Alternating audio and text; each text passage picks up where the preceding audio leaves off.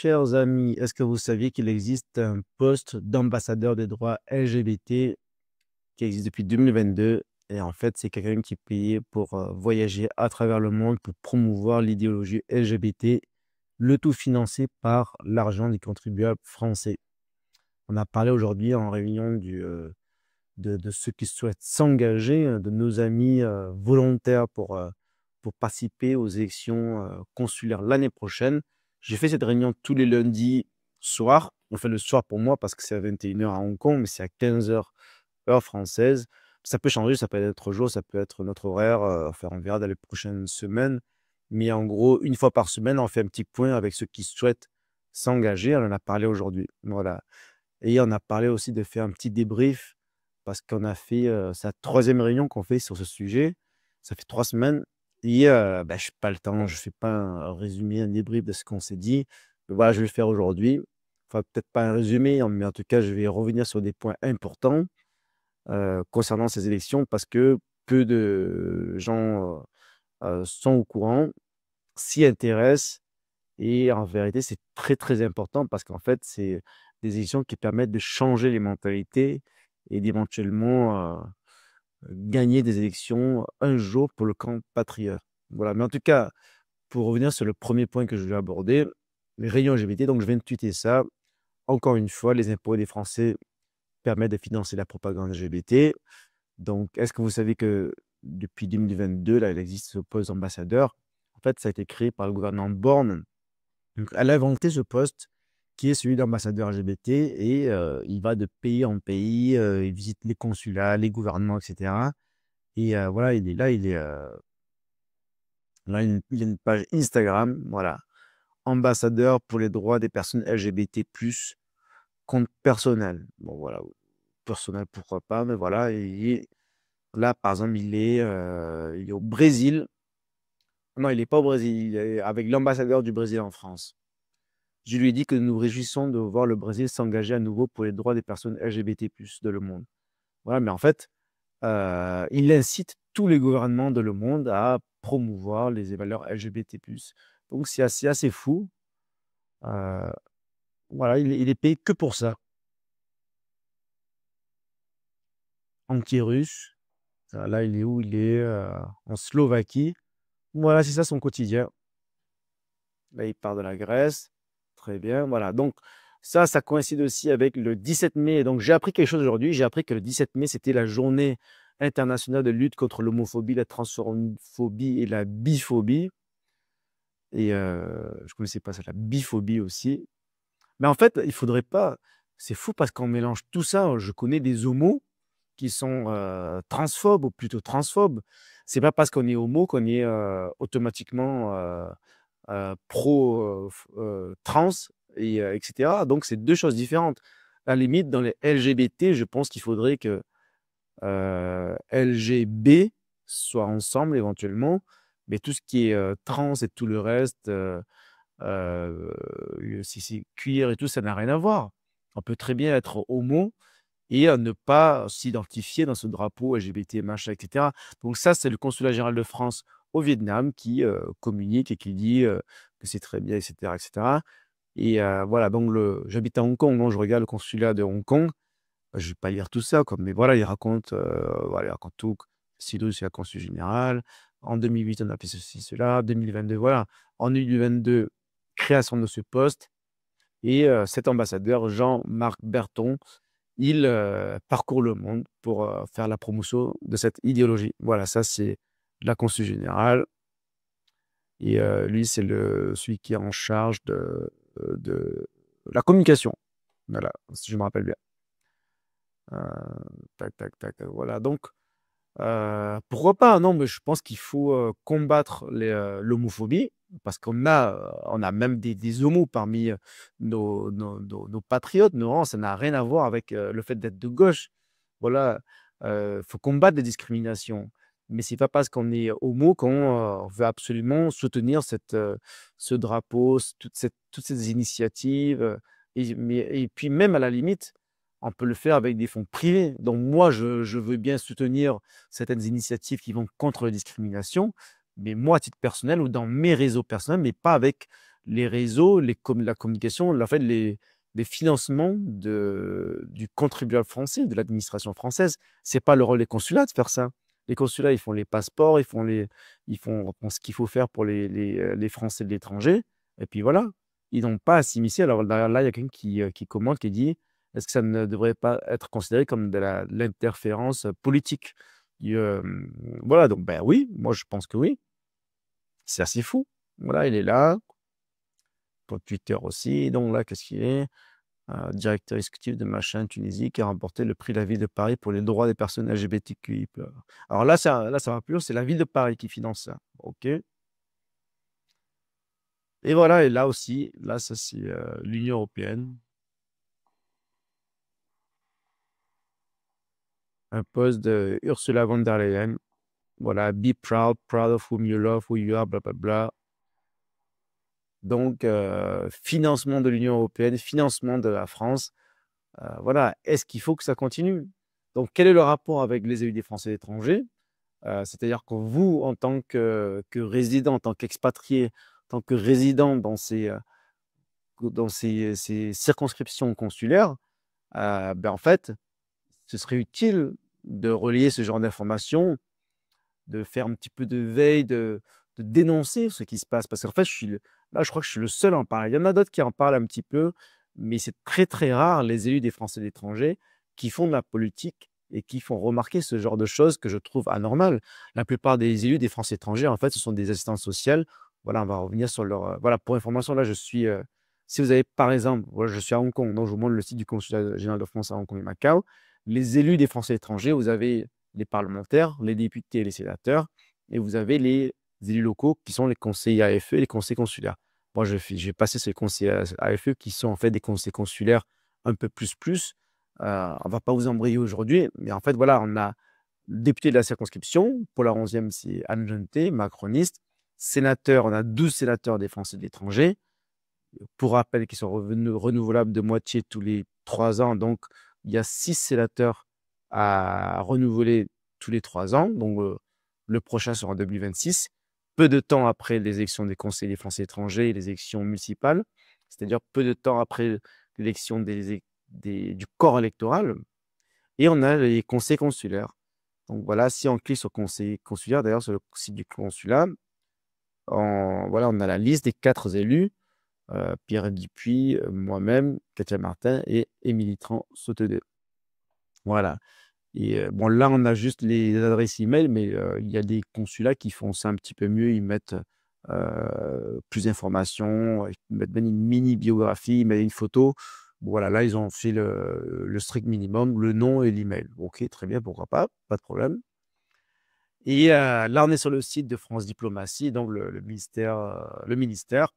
Et il y a cette infographie qui est la même depuis des millions d'années. Mais bon, voilà, c'est assez logique, c'est toujours la même chose.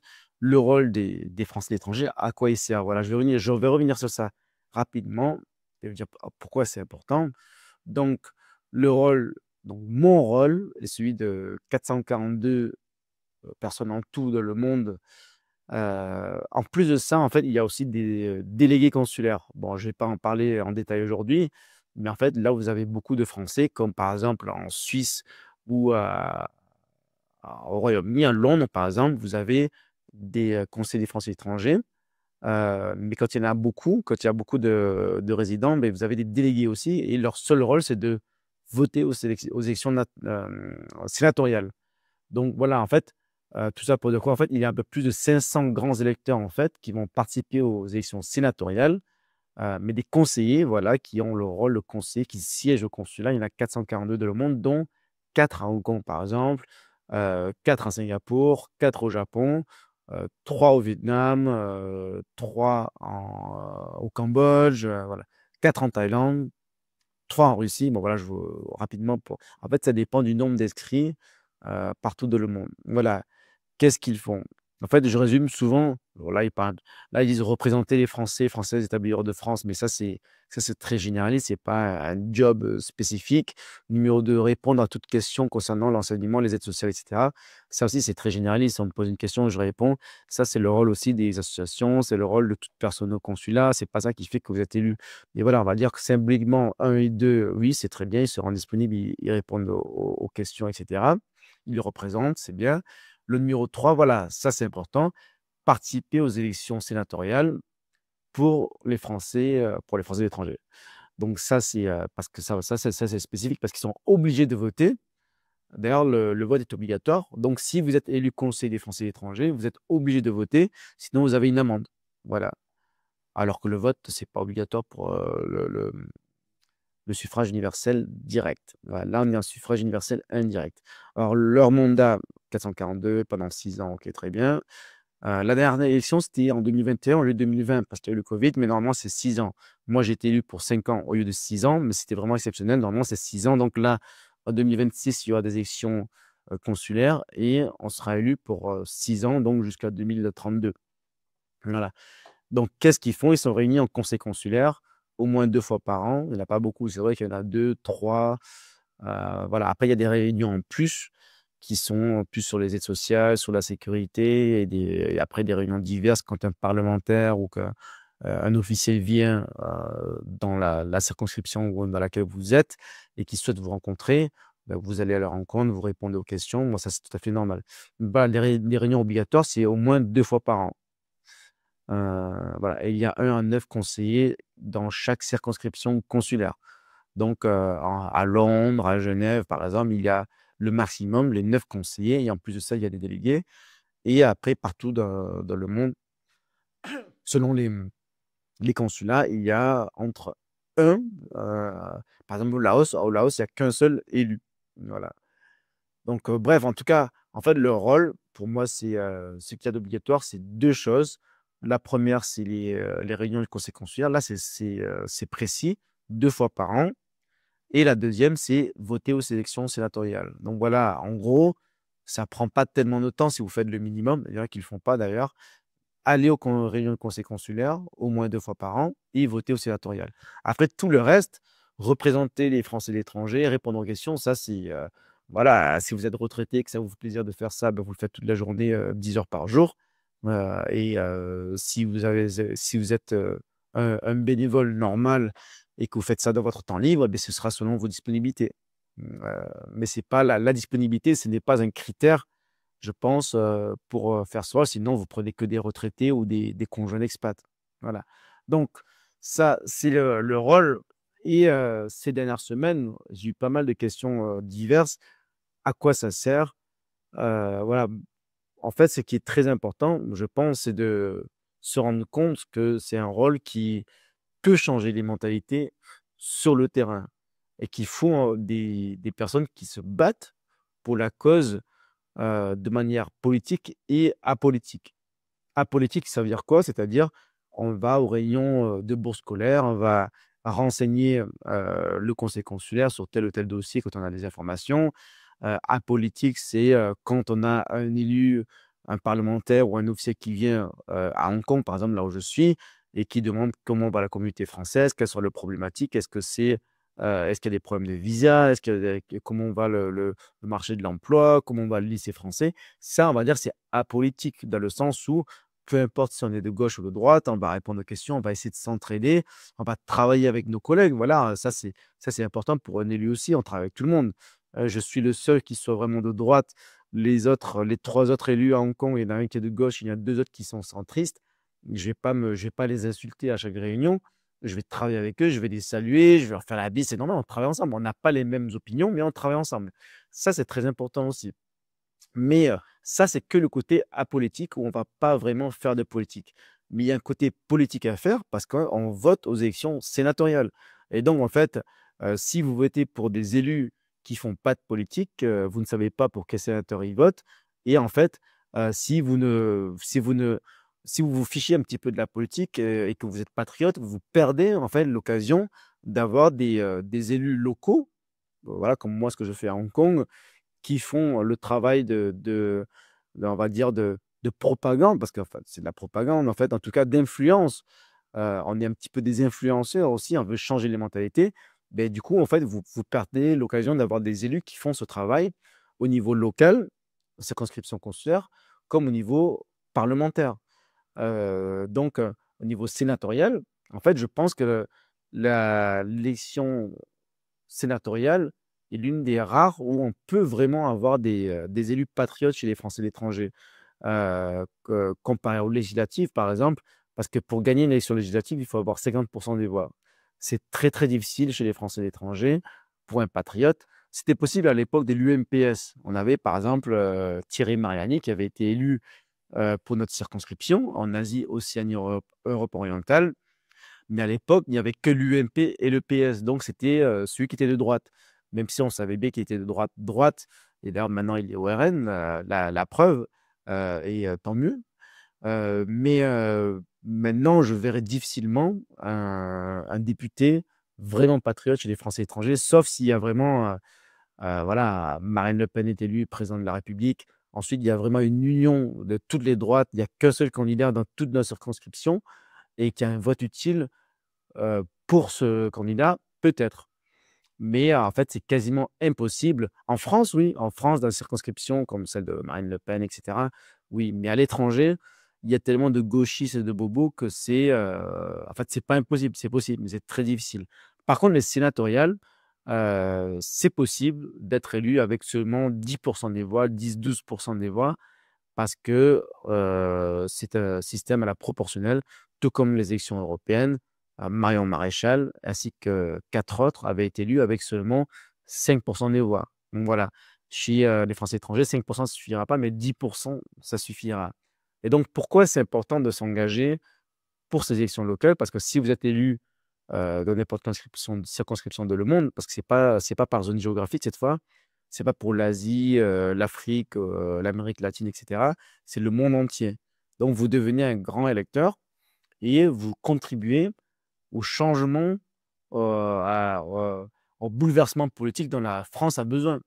Et ça, c'est très important parce que vous avez beaucoup d'élus dans le monde, même des patriotes, malheureusement, qui vont dire que oui, c'est des élections de terrain, donc la politique, c'est pas important, on n'est ni de gauche ni de droite, on va rendre service, on va parler des bourses scolaires, on va parler de l'emploi, de ceci, de cela, et c'est très bien, on fait pas de politique. Bien, moi, je dis non. Non, parce que ça, c'est le travail des associations, UFE, ADFE, qui font très bien. Et il y en a une, enfin, c'est plus une association maintenant, c'est l'ASFE, c'est devenu un parti politique. Eux, ils font que de la politique. La politique dans le sens L apostrophe, ils sont apolitiques. Et à l'époque, c'est ce dont on a parlé aujourd'hui pour faire le petit débrief. À l'époque, ils étaient étiquetés plutôt de droite, même s'ils étaient apolitiques. Pourquoi? Parce qu'ils avaient 2 ou 3 sénateurs après qui siégeaient avec les LR. Et la rumeur court qui voulait que en fait, le fondateur était plutôt pro Zemmour. Voilà, mais à vérifier, tout cela est tout conditionnel. Donc à la SCFE, il y a des élus qui sont très patriotes, voilà, qui sont de droite. Cependant, maintenant, vous avez aussi, une nouvelle sénatrice qui a remplacé Jean-Pierre Bansard qui est décédé, qui était à la tête des listes et qui est de gauche. Donc vous avez 3 sénateurs à SFE, 2 qui siègent, chez les LR, centre droit, je dirais pas que c'est de droite, et vous en avez une qui siège à gauche et pas chez les socialistes, hein, chez les RD, enfin je sais plus comment ça s'appelle, c'est les radicaux de gauche. Donc c'est encore plus à gauche. Donc on ne peut plus dire que l'ASFE c'est un parti plutôt de droite. C'est juste quelque chose de transpartisan qui fait du très bon travail. Moi je regarde souvent le site de l'ASFE, c'est génial, c'est très très bien fait, c'est détaillé, c'est très technique. En fait, ce sont des gens qui sont là pour rendre service, mais pour moi, ils font un travail d'assistante sociale.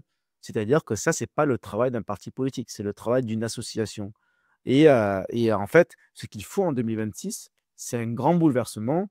C'est il faut que partout dans le monde, il y ait des patriotes qui se réveillent et qui se rendent compte de l'importance de cette élection. Voilà, ça, c'est le premier point sur lequel je veux revenir. Et le deuxième point, c'est pourquoi c'est possible d'avoir des élus, voilà, parce que beaucoup se disent en fait, ça sert à rien de voter parce qu'on va jamais gagner ni en France et encore ni à l'étranger, enfin et encore moins à l'étranger. Il y a beaucoup d'abstention. il y a seulement 15% de participation, environ 15, 16, 17%, 17% à Hong Kong, je crois, il y a 4 ans. C'est-à-dire, tout le monde s'en fiche de ces élections, malheureusement. Malheureusement, mais dans tout ce qui est malheureux, il y a un petit côté plutôt positif, c'est-à-dire que ça devient surtout une élection de mobilisation. C'est-à-dire que c'est presque, malheureusement, ce que je disais aujourd'hui, un peu comme une élection de délégué de classe.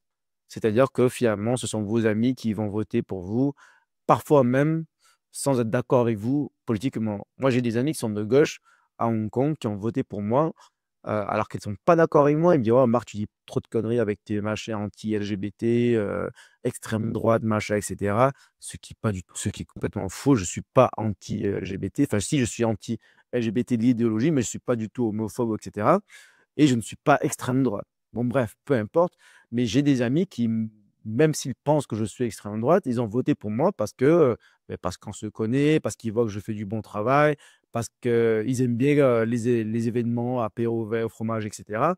Voilà, je dis pas que c'est ce qu'il faudrait faire, hein, ne faites pas des apéros verts et fromage juste pour être, élu, parce qu'en fait, il faut faire de la politique. On n'est pas là pour ça.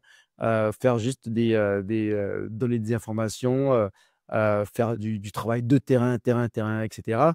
Parce que ça, tout le monde peut le faire. Qu'est-ce qui vous différencie de tous les autres qui sont, de gauche, centristes et cetera? Ce qui vous différencie, c'est que vous, vous êtes patriote, vous vous battez pour certaines valeurs, contrairement à d'autres. Et donc en fait, heu, dans une élection où il y a très peu de participation, il peut y avoir une surmobilisation des patriotes.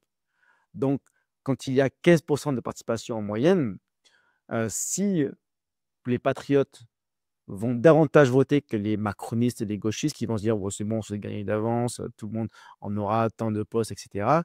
Bien, en fait, on peut être surreprésenté. Donc c'est possible et je dirais même que c'est juste parce qu'en fait, beaucoup de patriotes ne vont pas voter. Justement parce qu'ils sont, c'est un peu contradictoire parfois pour certains. Ils disent: «Ouais, je suis patriote, je suis français, je vis à l'étranger, donc voilà, je ne suis plus concerné par cela». Ou alors ils se disent, la plupart d'ailleurs se disent ça, ils me disent qu'en fait la France elle est foutue, je me suis cassé, j'habite en Thaïlande depuis, 15 ans, je vis très bien comme ça, j'ai mon business. La France, je ne crois pas qu'elle rentre dans le droit chemin, donc ça sert à rien de voter. Mais non, ça sert de voter, parce qu'en fait, il y a des élections qu'on peut gagner. Je comprends que certains se disent, par exemple, enfin non, je comprends pas, c'est pas bien de dire ça, mais voilà, pour les élections législatives, il y en a qui n'ont pas voté parce qu'ils savaient très bien que j'allais pas être élu, par exemple. Et non, Marc, je t'adore, tu es très bien, je suis d'accord avec toi, mais ça sert à rien, je vais pas aller voter, je vais pas perdre mon temps parce qu'il y a aucune chance que tu sois élu, dans le sens, il y a aucune chance que tu fasses 50% des voix aux législatives. OK, très bien. Par contre, il y a pas mal d'élections, comme les élections consulaires, dans lesquelles on peut avoir un bon résultat et en fait, ils ne sont pas au courant de ça. Donc en fait, on a beaucoup de patriotes partout dans le monde qui ne se rendent pas compte qu'on peut renverser la table en ayant des grands électeurs, en ayant un jour des sénateurs et puis même des députés. Parce qu'en fait, oui, c'est vrai que je dis depuis quelques minutes qu'en fait, c'est très difficile d'arriver à 50, mais ça peut arriver si justement on a beaucoup de militants partout dans le monde qui osent s'afficher dans les réseaux sociaux, qui osent faire des vidéos comme celle-ci et cetera. Là, je me sens un petit peu seul parmi les élus des Français à l'étranger. Dites-moi si vous en voyez d'autres qui font ce que je suis en train de faire. Mais en fait, il ne faudrait pas que je sois aussi seul. Il faudrait on sera jamais 500 et quelques sur les 500 postes qui existent. On sera peut-être, une centaine de patriotes, pas plus. On ne sera jamais la majorité parce qu'il y a tellement de macronistes et de gauchistes chez les Français étrangers, mais on peut être une bonne centaine.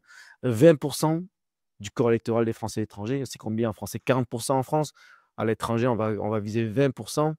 On peut avoir environ une centaine d'élus patriotes partout dans le monde l'année prochaine, qui ont des valeurs en commun, qui ne se soumettent pas à toute cette bien-pensance macroniste, gauchiste et cetera et c'est possible. Donc voilà,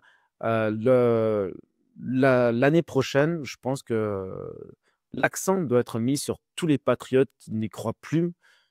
Contactez-nous, rejoignez-nous parce qu'en fait, on commence à avoir un bon groupe de personnes qui veulent s'engager. Bon, tout le monde ne veut pas forcément être candidat. J'ai pas mal de gens ils ont signé la tribune, ils disent: «Ouais, tiens, Marc, mets mon nom, je soutiens». Mais ça ne veut pas dire qu'il y a pas de candidats qui vont faire le travail de terrain et cetera. Mais, c'est déjà une bonne première étape. Donc si vous habitez, je sais pas, là où on n'a pas de contact, au, en Afrique du Sud, en Argentine, ou je ne sais pas où et cetera, en Norvège, tous ces endroits très woke. Mais vous êtes un patriote qui a l'air d'être, qui pense être un patriote seul, égaré. Mais en fait, non. On a un bon réseau de patriotes partout dans le monde qui est capable de travailler ensemble et de militer, de faire avancer tout le camp patriote, y compris ceux qui sont engagés politiquement, hein. Il y a des gens qui sont RN chez nous, il y a des gens qui sont Reconquête, il y a des gens qui sont de tout. Les patriotes, Asselineau, Dupont-Aignan, tous ceux qui sont de bonne volonté et qui aiment vraiment la France.